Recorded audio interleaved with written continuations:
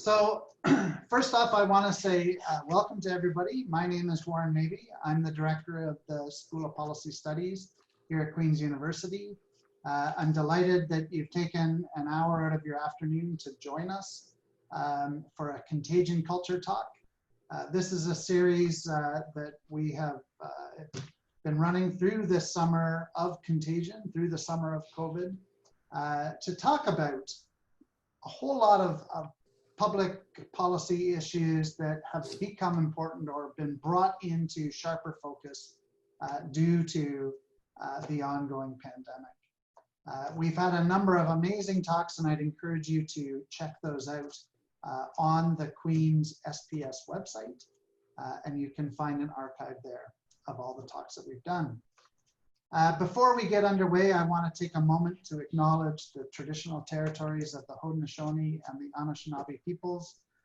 Queen's University is situated on those territories. We like to begin all of our public events with an acknowledgement of that. And I'm mindful today that many of you are on different traditional territories across the country or in different places.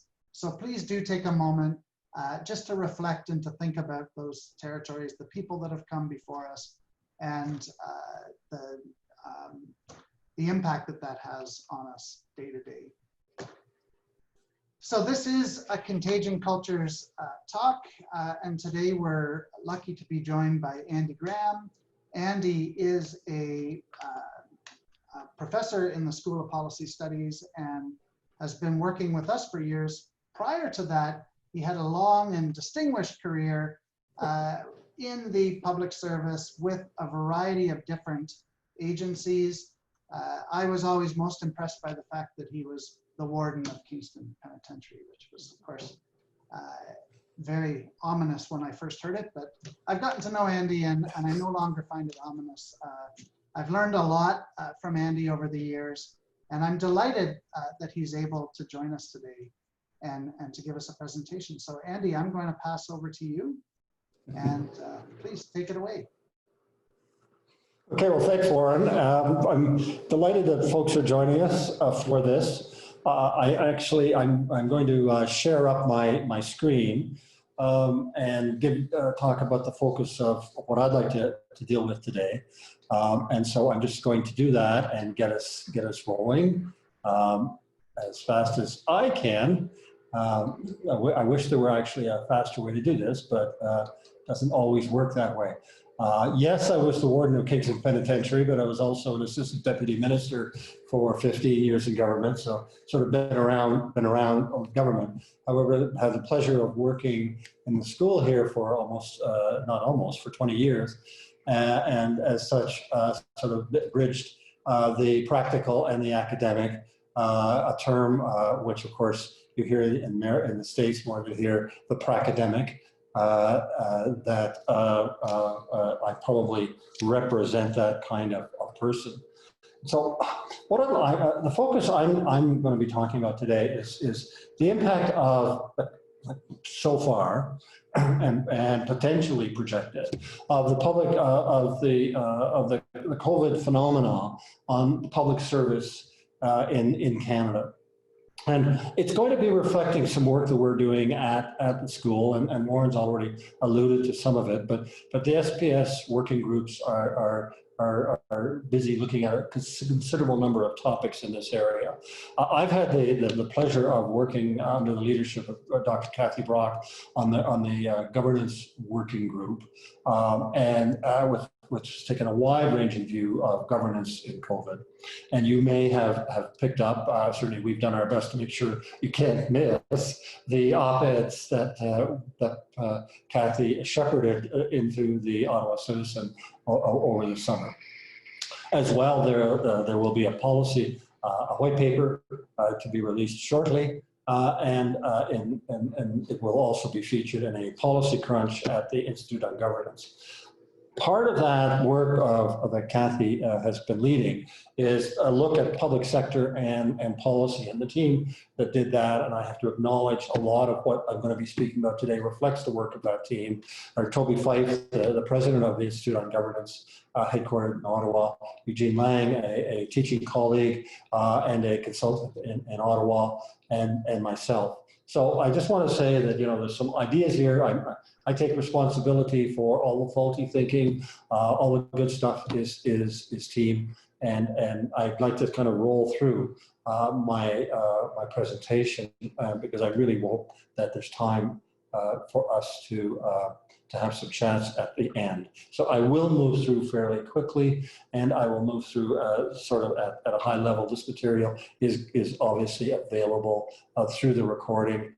I'll be posting it on my own website and in other places. But I want to talk about the bottom line up front, and that's essentially that throughout this crisis, the public service at its many various levels, ranging from the frontline workers that we're all celebrating to procurement officers, to obviously our military personnel, but also all of the other people who were directly involved or indirectly or involved or not involved, but still had to carry on government in difficult circumstances, did some amazing job of adapting to this new circumstance. What it showed, and it was one of these openings, is that government can adapt very, very quickly. It can respond, and it can overcome many of the institutional drags on the performance that we often see in non-crisis times, such as risk aversion, faulty or weak systems, or incapacity of the parts to serve the whole, i.e. the siloing of activities and the failure to collaborate. There were major challenges on collaboration in this situation, some of which had some rocky starts, some of which continue to, I think, be interesting issues that have to be looked at going forward, and I'll be talking about that. So we also saw in our public service, and I'm writing the word public service quite broadly, major fault lines. The pay for frontline workers, the poor planning that happened in some places, and some underlying security concerns that continue to, in my opinion, pervade this problem going forward, that we're not, I think, fully aware of at the moment. So the question becomes, what can we learn from this crisis? And are we going to waste this crisis is really my opening question, and it's going to be my closing question. And the basic bottom line is, from my point of view, the coin is still up in the air. The opportunities are there. Whether we seize them is another matter. So what were the basic themes that we saw in our work in the working group and that I'm reporting to you today? We saw that going forward, what has to be thought about to change the way in which public services are delivered, to make them better, and to get them ready for the next crisis. Not for the next COVID, but for the next crisis.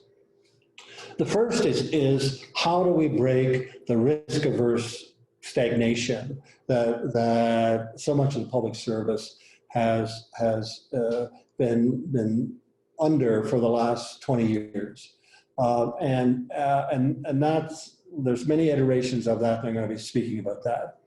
The second is, how do we move the public service away from being the so-called driver of policy development and the policy process into being the Sherpa? In other words, to making it possible, where we saw in this crisis that government working with both private sector and not-for-profit, and believe me, I'm going to be going into weed pretty quickly here, but working with the broader not-for-profits can in fact affect policy design in quite a unique way.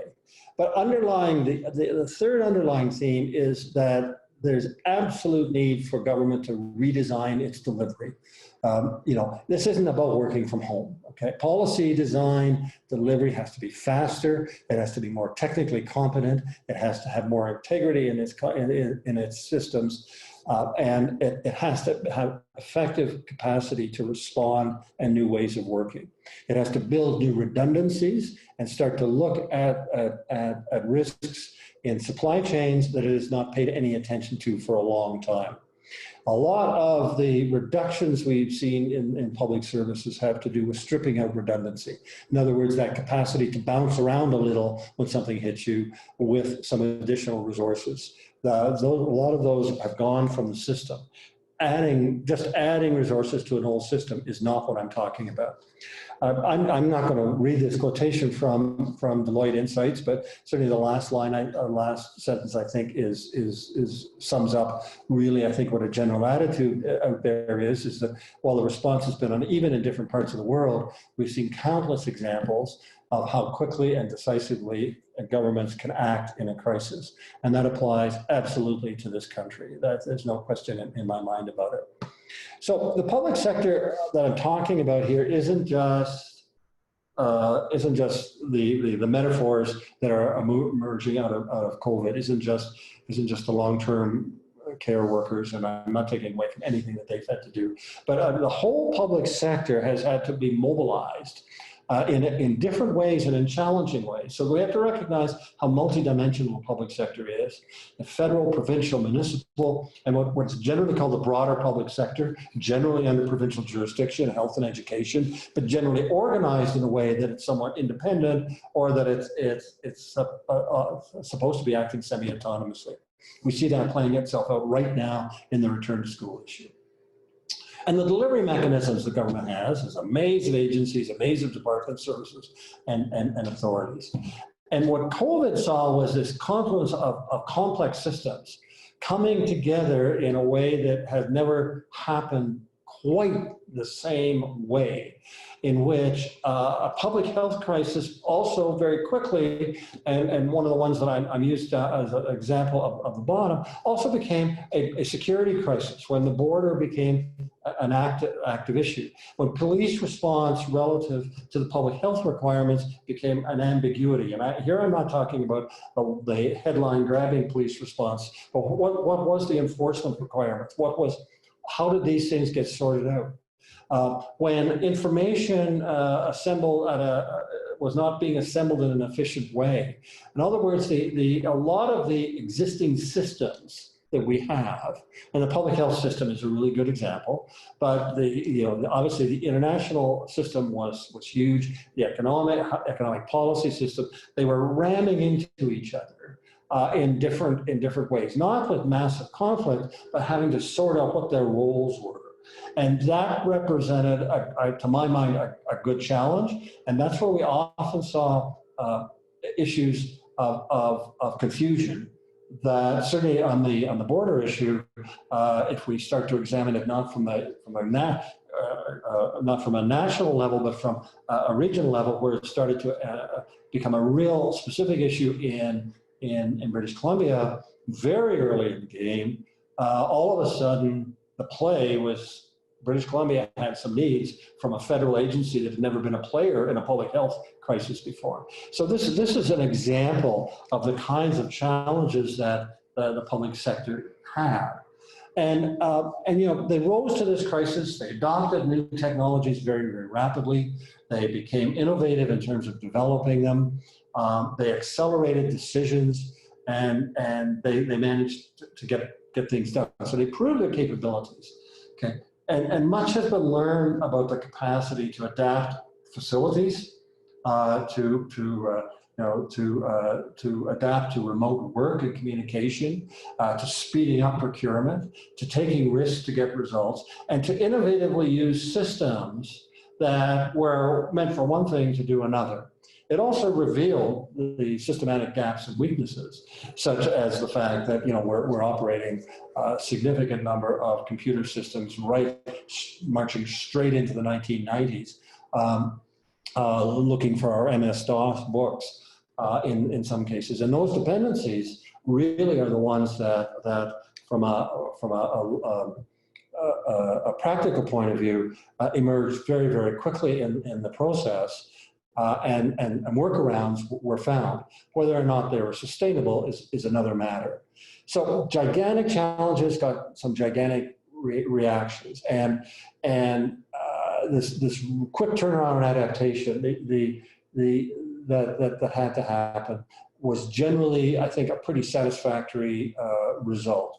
Risk tolerance shifted tectonically, and somehow the sky's still up there, okay? However, we ended up at the end of all of this process with a very, from my perspective, looking at the public service, as both a former public servant and a student of the public service, things like Wii, which I'm going to argue may in fact be the exception that proves the rule, but also tests the basic concepts of due diligence, and also tests and punches up against the question, the definition of risk, and the definition of when there's a suitable risk that you should take, and you should take it effectively, and when there's a stupid risk that you should be avoiding at all costs.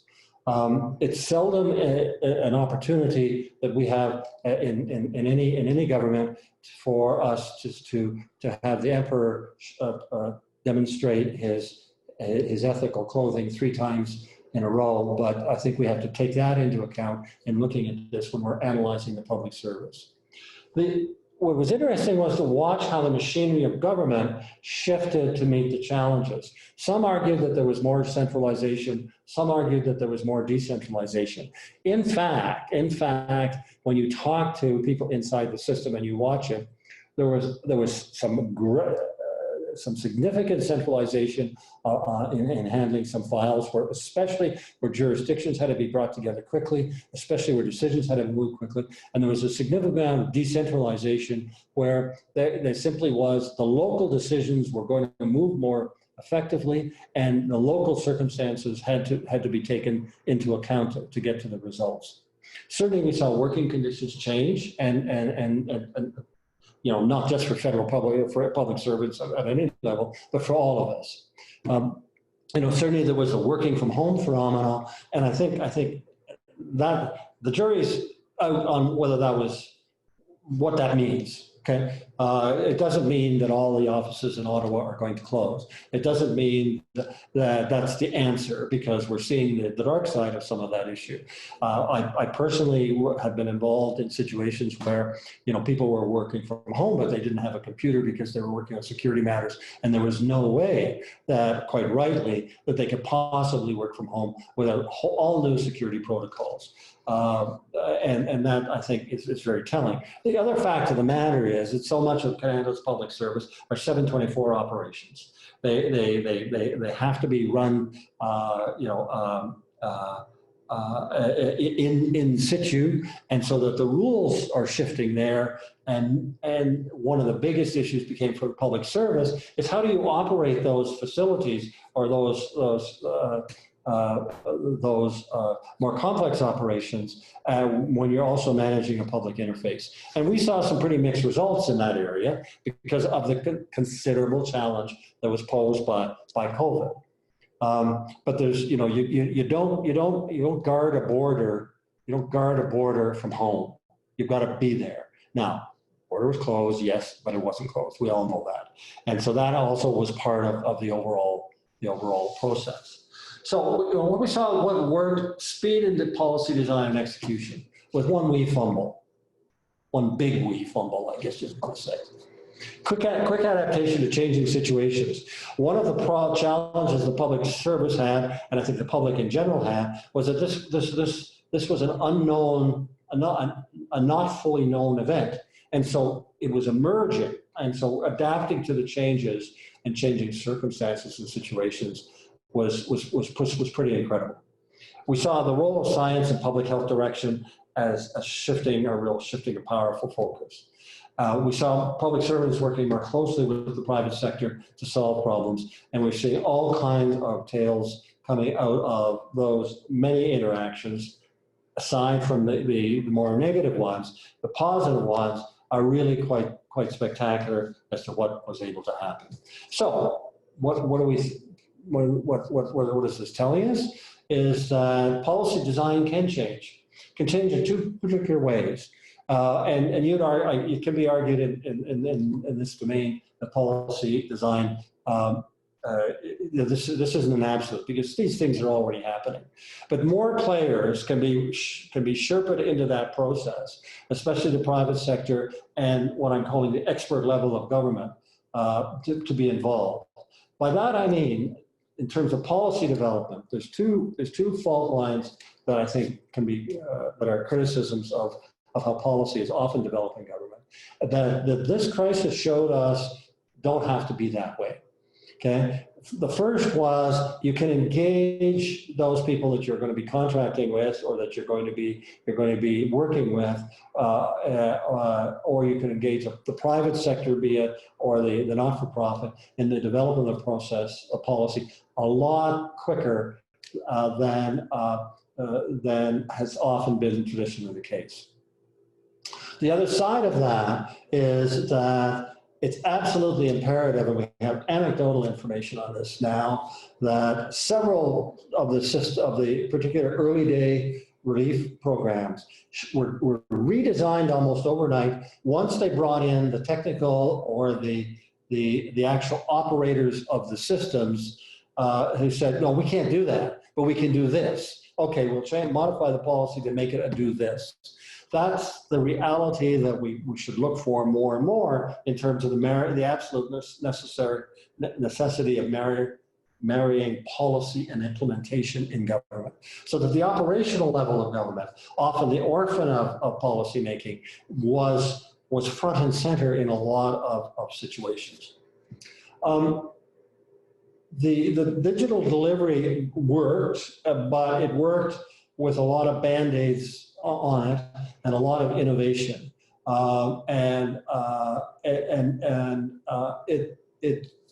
it moved funds through different systems, which was great. But what it told us was the core systems were in deep trouble, and so that was something that we learned. Okay, in terms of working conditions in the public service, many were working from home, there was spare room, attending Zoom meetings, who wasn't, okay? It forced new work routines, and the jury was out, okay? The jury was out, is still out on whether this has all worked. And in fact, I'd argue very strongly that it needs some considerable amount of research as to whether it's worked. And I know that some colleagues, not here, but in other places, are already starting to do some of that work, because I think it's important. Because in some cases, anecdotally, it worked exceptionally well. People were able to undertake whatever the work they were doing. The security was adequate. They had adequate information. They had the tools that they need. In other cases, agencies sent people home, wouldn't let them take their computers, said, you'll hear from us, and there was silence for a month. So let's be realistic about how that actually did work. The question was, if we're going into a future that has a mix of remote work and increased digital communication, which I think we are, then what are the skills that are required? What are the skills that are required not just of the worker, but what are the skills required of the managers? What are the skills required in terms of the capacity to provide secure access to government information moving through a much more distributed systems. Anecdotally, I was doing some considerable number of interviews with some of our students who are practitioners working from home, and one of the questions I would often ask is, how often do you talk to your supervisor? What are they doing to sort of keep everybody together? And it was quite a mixed bag. It was really clear that expectations on working in this environment have yet to be defined, and the limits have yet to be completely understood.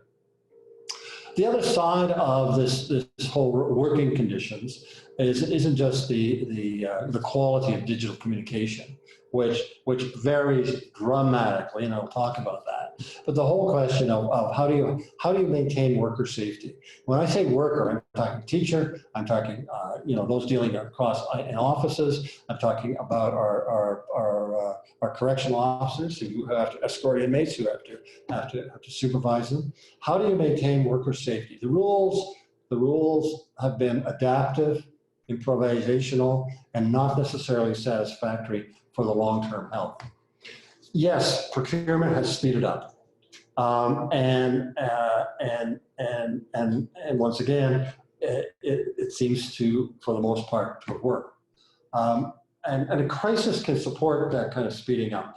Having managed the agricultural crisis response for the ice storm, it's amazing what can happen overnight when there's a force majeure sitting there. But what does it say about the old system, and what drives the lugubriousness in this system? You know, it's really clear that the whole procurement system is in need of fundamental change, and yet let's not sell ourselves short that this is not a snap your finger saying it's going to change this way. There's a lot of interests associated with government procurement. Government procurement is one of the major economic drivers of this country, and everybody wants to make sure that they have their access to it.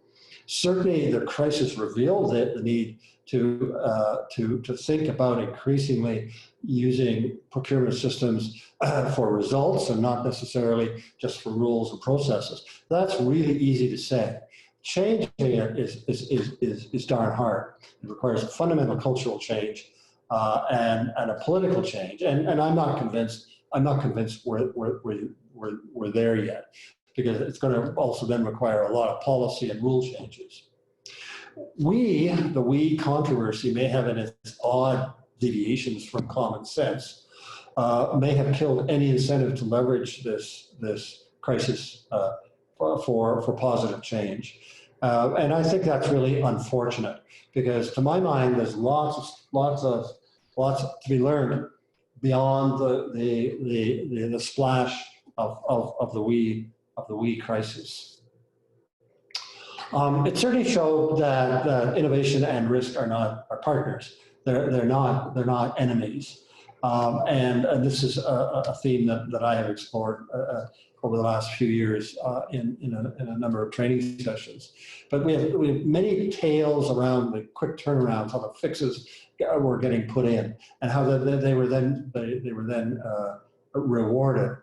You know, the emergency, you're concerned about the auditor, what the auditor will say, or whether all those T's are crossed. In an emergency, it's lightened.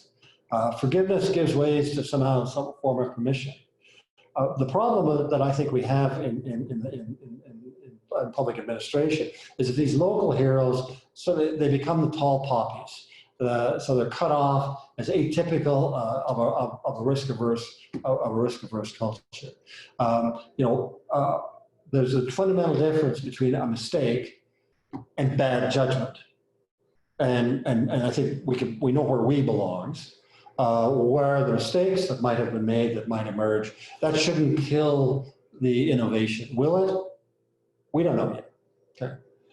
We need a risk-savvy culture, and it certainly has shown to me in two ways that we need to move that way. One is this issue of the speed of how we do things, but the other is a more fundamental, that a risk-savvy culture would in fact be looking towards the risks in supply chains, into the strategic risk facing the country, and advocating the building of redundancies and capacities to deal with them.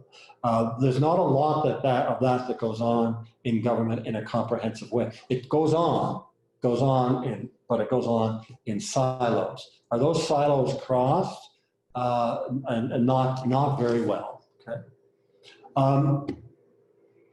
So what are there are things to take away from this, and one is that it's sort of already begun. So it's only going to happen if the mandates of various oversight bodies focus on results and risks rather than simply on compliance.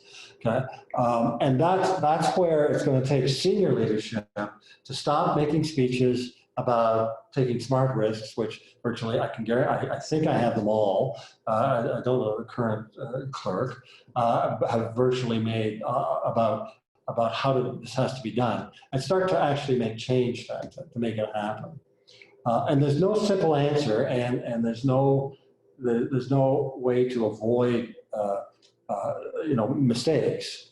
Hopefully one can avoid stupid risk-taking, but that can also hurt progress, as I think is what's going on right now. So there's been a lot of talk, and system after system has been introduced. The cultural imperative seems to remain. This brought to light the digital gaps that are there in government, and they're huge. The whole issue of data and data collection, certainly even within the public health system, if you want to call it a system, and well, we can for the moment, data collection was an issue. But it's a much broader issue than that. And this brought that to the fore. It brought to the fore, we still have an inadequate broadband system for the country as a whole, and the work at home is driving that, but there's other issues that are driving that. The whole issue of we have not done, and I would argue that distance work, it can really be a great thing, but what we actually need is a redefinition of how the public service should be serving the public in a secure way. We've seen a lot of innovative system response, and where I'm seeing innovative system response is where we've actually seen actual dollars over the last 10 years put into building systems. Where we don't see that, the systems were inadequate in their response. And so government, just on a very practical level, is not putting money into things. So the challenges that we identified are obviously, just to a certain extent, repeat, breaking the risk-averse stagnation. And it shows what can be done. A crisis shows what can be done. It then becomes, well, then do we go back to sleep? Inevitably something was bound to go wrong. I must say it would have taken some considerable innovation in March for me personally to think of something like Wii, but some people stay up late at night trying to be as creative as they can if they want to create something that's a crisis. And the sad part about this is that this may drive public service back towards a risk aversion at a time when it's shown at the micro level, at the lower levels, at the individual levels, that risk can produce results. And so we see that as a major challenge. And I'm not offering a lot of answers here. Similarly, how does government shift its whole policy approach?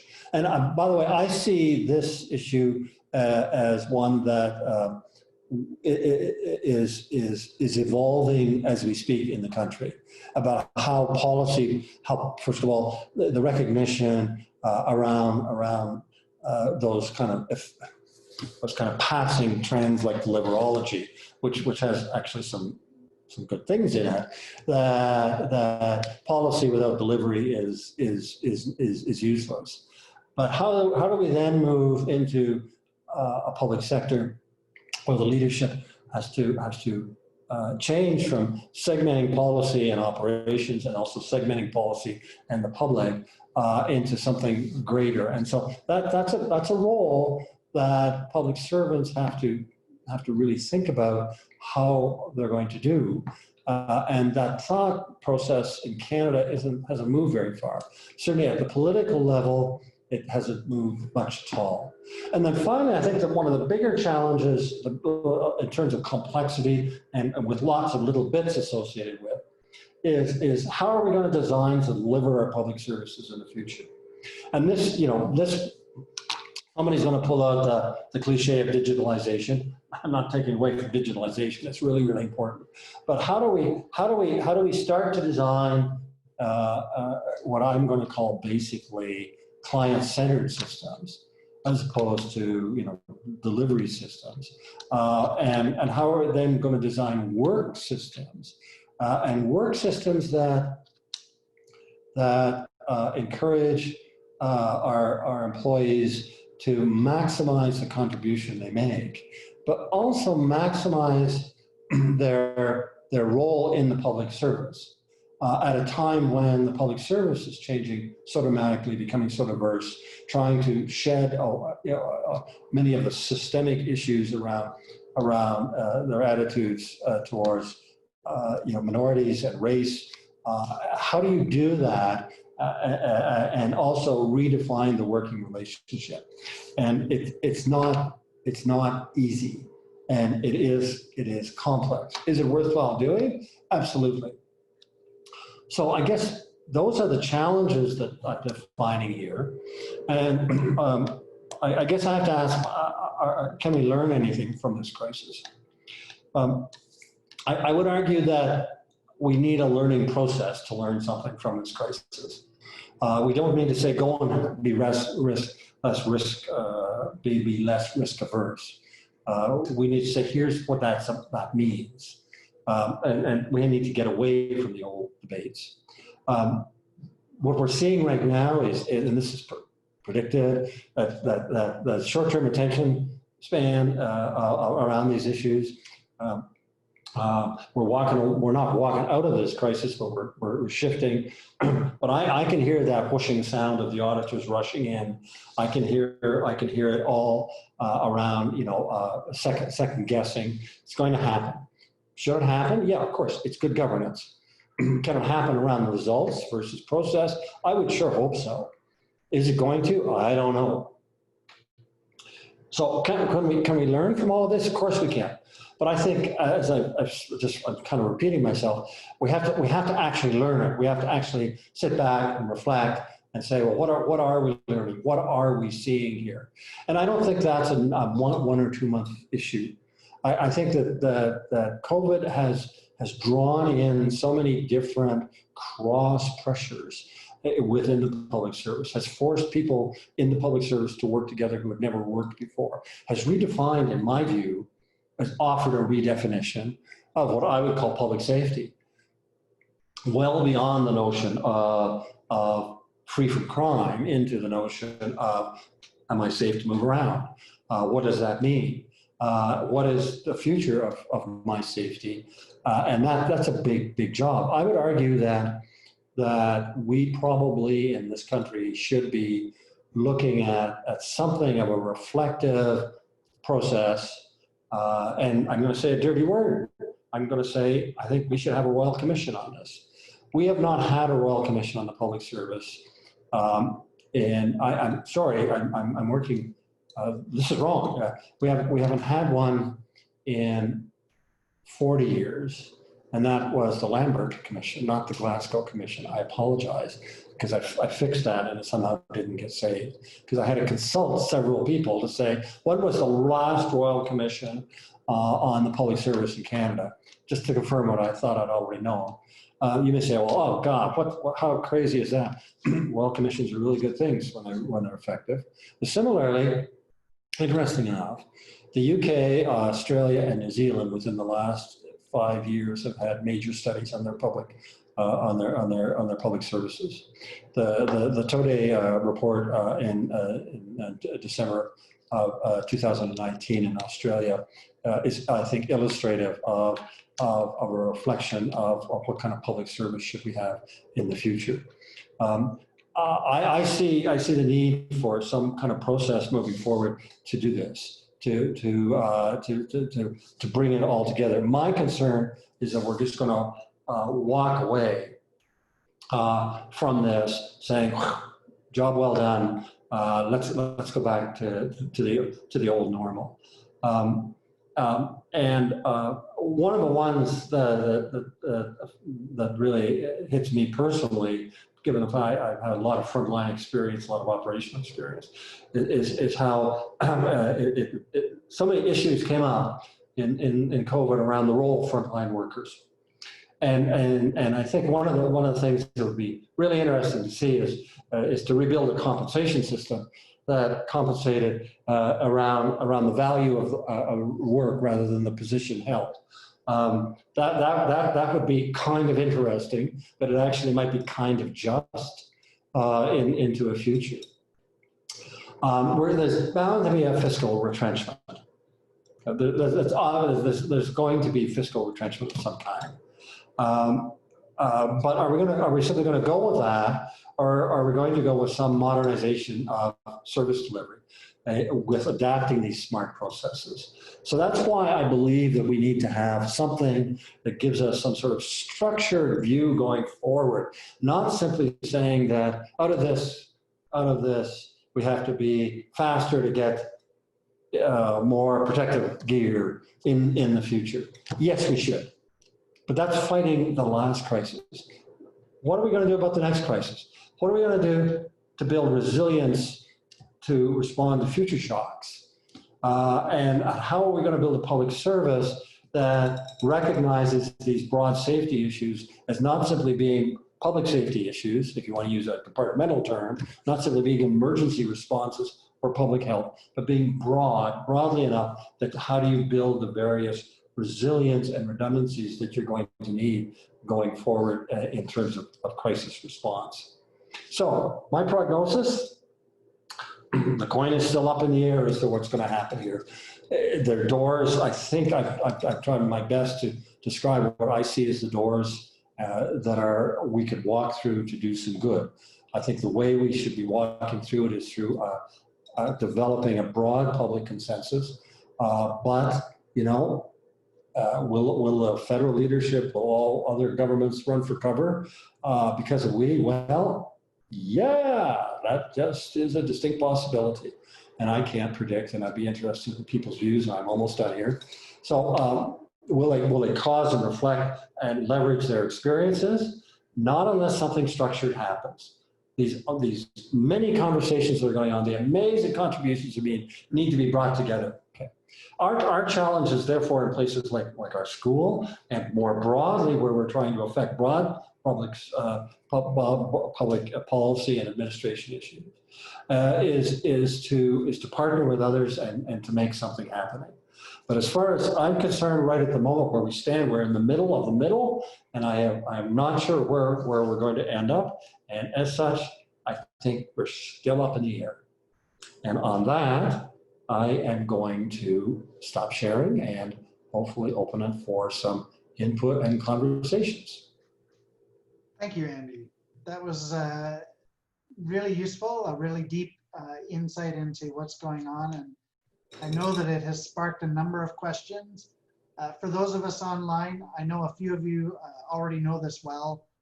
If you move your mouse around on the screen, you will see at the bottom of the screen a Q&A button. You can press that button and it will bring up a question and answer window, and you can enter your questions, and we will be working our way through those questions as we go. And we have our first question, Andy. Are there any indications that the recent and ongoing policy response actually reflects a deepening of capabilities in the public service? Are they getting better, I think? And then there's a little bit of context or maybe editorializing about the Liberals bringing back competence, and you know, the connotation being that maybe there had been a loss of competence during the previous government. I'm not 100% sure about that, but I hand to you. Yeah, that's a really interesting question that I've actually, I think I know there's some people on the line who might be better to comment on it than myself. But the point is, I think this is a really interesting point, is that there has been a couple of things. Obviously, the Harper years, there is no question that you could look at it and say that the policy development within the public service was devalued. You see the same thing happening right now in Australia with the Morrison government, and you see the same thing happening in the UK with the Boris government. And so that served to shut down a lot of mechanisms. It didn't serve to shut down the people, okay? I think that was really kind of interesting. The other side of it was what the Harper government didn't do, and this is one of my criticisms of them, was that if they shut that down, what did they replace it with? And they didn't come up with anything useful in terms of a creative process. The Liberals were building some more policy capacity. My argument is that what this showed us was that we're now in an era where there's no such thing as pure policy capacity. What this showed us is the capacity of good policy people to work with either outside stakeholders, with the potential deliverers, and with those inside government who actually had to implement these ideas in ways that meant that they molded the policy to make it more deliverable. So we actually got deliverology in a way that was, I thought, innovative. I don't want to lose that, okay? So, it's not the Harper did this, the Liberals did that. I think together what we saw here is you can make it both, you can make it work and still keep the public and the public sector. Great, thanks. We have a question from Kate. Could you explain how the Wii scandal is an issue for the public service rather than for the elected side of the equation? How are they connected? Is it simply goodwill trust that's been lost by government, or is there more to it than this? There's some follow-up here, or follow-up questions, but maybe you can address that one first. Yeah, I mean, the story on the Wii scandal isn't done, okay? And so, friends of mine and myself are trying to figure out who spoke to who about what. First of all, the Prime Minister said, I got this advice from the public service and I did it. So therefore, public service is implicated, number one. Number two, the story track that seems to have emerged at the testimony is that there was some genuine issues around where, in fact, the public servants who were giving the advice early on identified this entity as a potential deliverer and nobody else. I don't know the logic there. I don't know the track. Similarly, they said that the public service brought this to cabinet with the recommendation that it be offered, that they be contracted. The question I do not have answered, and if anybody wants to help pitch in on this, I would be delighted, is very simply, senior public servants are not obliged to know all the political ins and outs, but they're obliged to know what they smell like, okay? And they're obliged to know that, all notwithstanding all of these great things about this organization, do we have a concern about the Prime Minister's or not? And that's you don't answer the question, you ask the question. I don't know that happened. Okay, so that's what I talk about: stupid risks versus astute risks. In other words, your obligation at a senior level isn't to know all the ins in politics, but it's to know the dangers that your political leaders might be walking into. And I haven't seen evidence that, I'm talking very senior here, said to Prime Minister or Minister of Finance, do you understand that there's a major risk here? It's your risk, it's not my risk. Sorry, I'm being a little on this one because I'm trying to be careful. I don't know, and I don't think the whole story's out.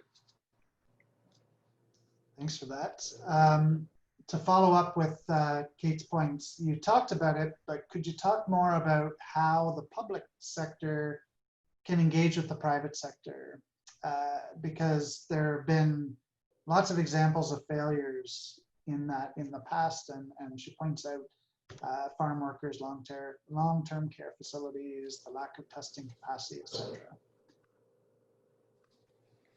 I don't know about UK, but I've got, I have 30 years of experience in government. One of the things that I always struck me was how so many times I saw public policymakers go to the private sector and of course most of my work in government and the outside sector wasn't the private sector because I was in criminal justice and then agriculture, but where it was the private sector, but where we would walk with the solution and the answer and say, how are you going to fit into this? Okay, your examples are all really good examples. I think the farm workers, which I know a little bit about, is one where I would like to know, and here we go again, we don't have all the information, but everything I've read, everything I've listened to, because I'm aware of a bit about this stuff, suggests to me that the farm owners and their associations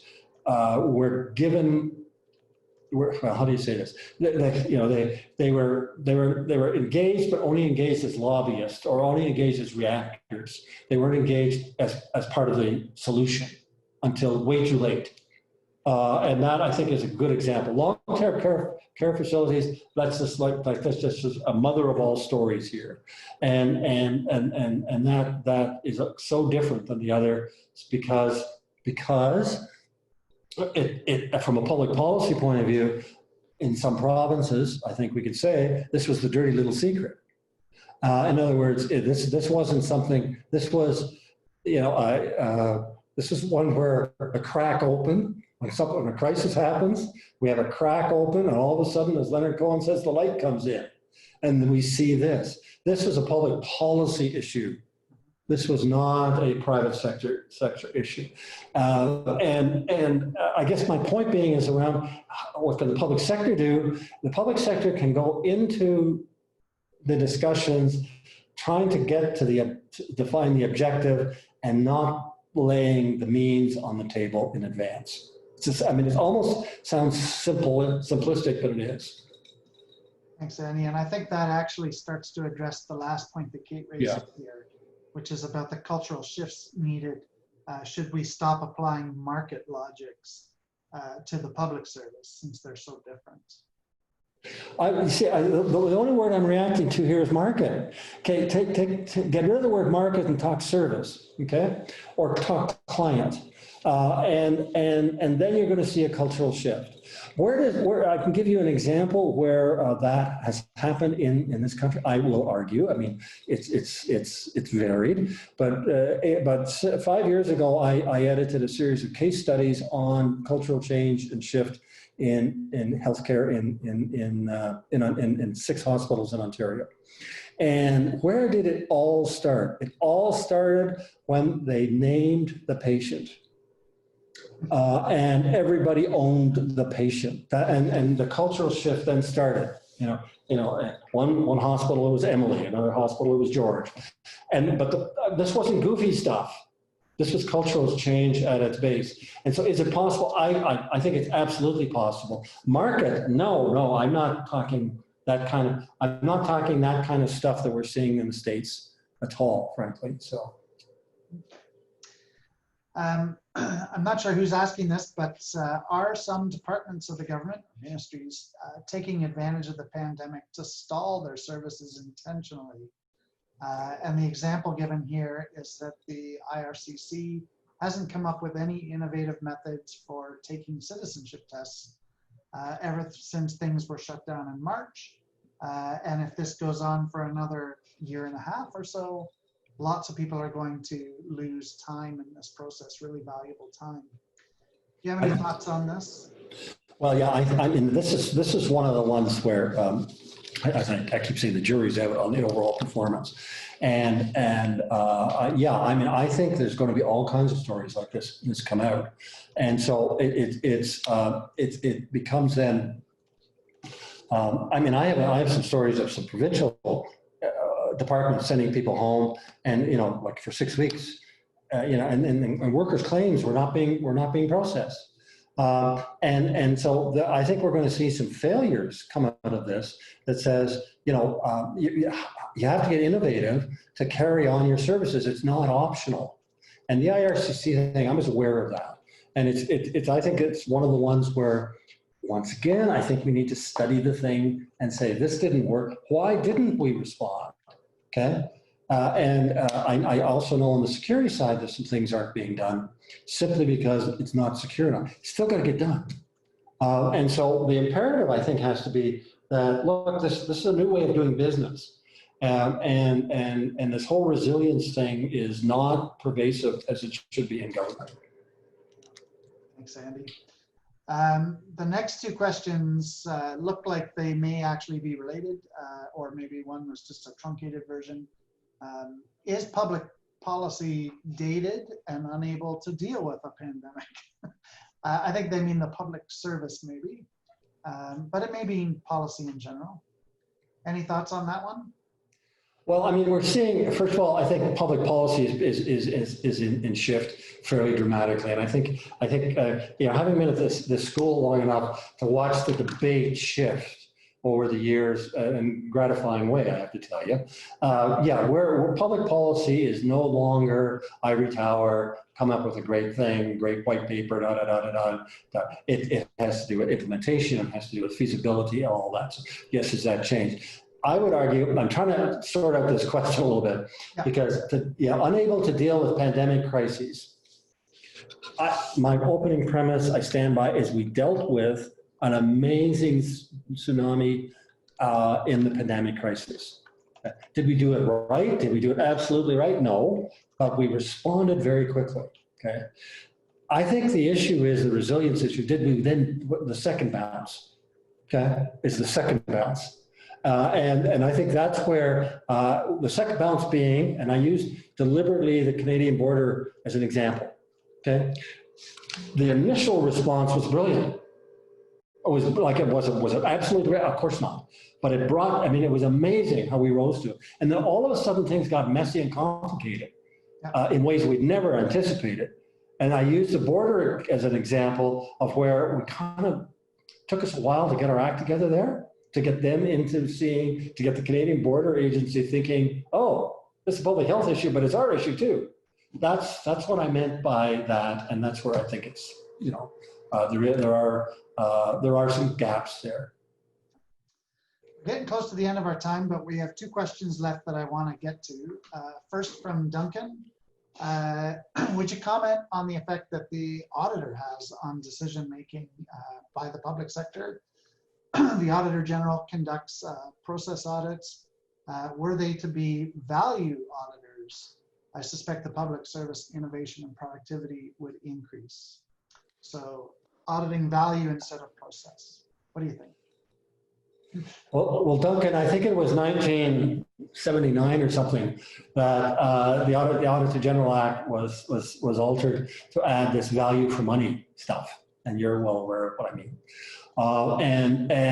I would argue that value for money as a concept is from an audit point of view, is a really good one, but I call value for money results.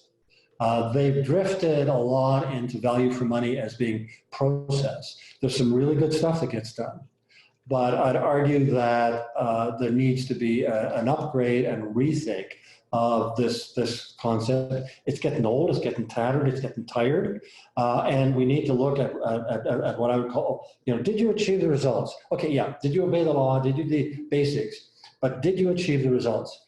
And we don't often ask that question. And so I'd argue that that whole audit legislation has to be rethought. Thanks, Andy. I'm going to give Julia the last question. So we've seen some remarkable examples of how every level of government has been able to innovate to address this crisis, the pandemic. What we've also seen is how all levels of government have been able to set aside their partisan differences to work together. And of course, the example everybody likes to point at is Premier Ford and our Deputy Prime Minister and now Finance Minister, I guess, getting along with each other. How can we preserve and build on this goodwill? Or do you think it's inevitable that we're just going to fall back into the old way of thinking? It's in the history of all of these things, Julia, I think it's kind of like a 60-40 thing. You know, will they take each other's calls more quickly in the future? Absolutely. Okay. Are they going to solve a lot more problems than they would have solved before? Absolutely. Are they still going to fight like cats and dogs when it's necessary? Absolutely. Okay. I think what we see here, I also would argue that she established, given the difficulty, a relationship with the Premier of Alberta. Okay. Is it going to solve the oil sands? No. Is it going to make it easier? Absolutely. So, I mean, at the end of the day, cold calls are the the enemy of goodwill. You know, and if they know each other, they know each other's families. I cannot underestimate how important that is. Is it going to solve everything? No. Is it going to make some stuff easier? Absolutely. Andy, this has been terrific. We're right at the end of our hour, so I want to take a moment to thank you on behalf of all of the participants. I know a few have dropped off, but we had a good turnout today. You would get a round of applause, but unfortunately, with just me sitting here, it's not going to sound like much. For those of you online, I do want to point out that we have another Contagion Cultures talk next Tuesday at 4 p.m. And that is Ugur Burkok, who is a professor in economics. The week after that, we have our own Kathy Brock from the School of Policy Studies. So please do tune in and take part. We appreciate your participation. Thank you so much for taking part today. And I hope that everybody has a safe and healthy rest of your week.